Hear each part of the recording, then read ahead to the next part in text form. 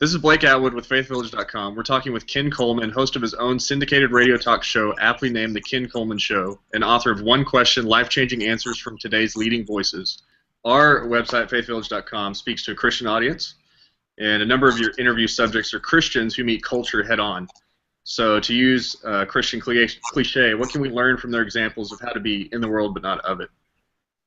Yeah, wow, that's a good question. I think it comes down to calling, and I think as Christians, we think too hard sometimes. We try to make things so difficult, and what I mean by that is I think it's about calling. And so if you have a distinct and clear calling in a secular environment, secular context, then don't shy away from that and don't overthink that. I believe that God has hardwired us all with a sweet spot. And the sweet spot is at the intersection of our greatest strength and our greatest passion. Greatest strength, greatest passion. God hardwired us all with those.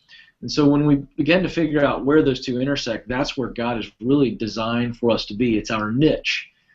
And for those who have a niche and a clear calling, to be in a secular context, I think I use that phrase right now for this discussion and for this answer, because we are Christians. We're to be salt and light, and I can't think of a better place to do that than in a secular context. However, that's not dismissing those who have a Christian or ministry vocation. But to your specific question, I think we just be who we are supposed to be and not ashamed of the gospel, to love people, to be consistent, to live like Jesus would want us to live, and specifically I mean to love people, and be real careful about public judgments. Believe what you believe and don't back down from it for a second. But be very quick to make sure people know this is what I believe, but I love you, and it doesn't change what I think about you.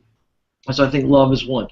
And I think the second thing is to find opportunities to just truly live your faith out, not talk it out.